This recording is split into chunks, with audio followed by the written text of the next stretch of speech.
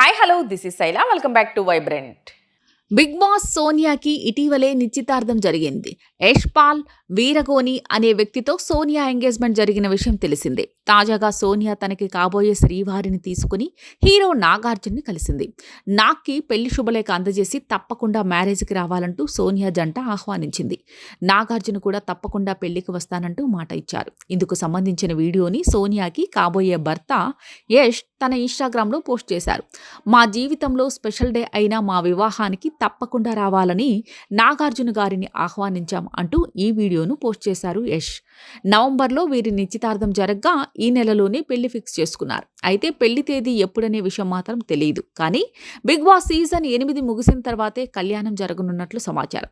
December 4వ వారంలో వివాహం జరగనుందని టాక్. సోనియాకి కాబోయే శ్రీవారి విషయానికొస్తే యష్ పాల్ సొంతూరు వరంగల్.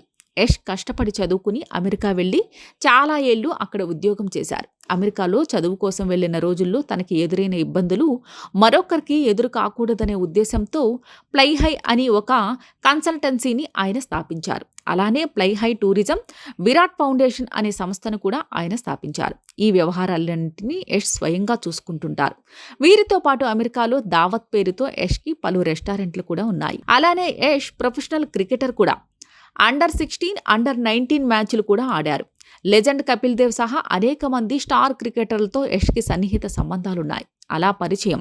ఇక యష్కి సంబంధించిన సంస్థలోని సోనియా కూడా గతంలో పనిచేసేది. అలా వీరి మధ్య మొదలైన పరిచయం ప్రేమగా మారింది. అయితే యష్కి అప్పటికే పెళ్ళయి పిల్లలు కూడా ఉన్నారు. కానీ తన మొదటి భార్యకి విడాకులు ఇచ్చి ఇప్పుడు సోనియాని వివాహం చేసుకుంటున్నారు. ఈ విషయాన్ని సోనియాని స్వయంగా బిగ్ బాస్ హౌస్లో ప్రేరణతో చెప్పింది.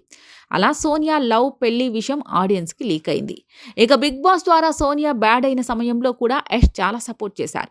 తన గురించి ఎవరు ఏమనుకున్నా తనేంటో తాను తెలుసా అంటూ ఓపెన్గా చెప్పారు. ఇలాంటి లేటెస్ట్ అప్డేట్ కోసం చూస్తూనే ఉండండి వైబ్రెంట్.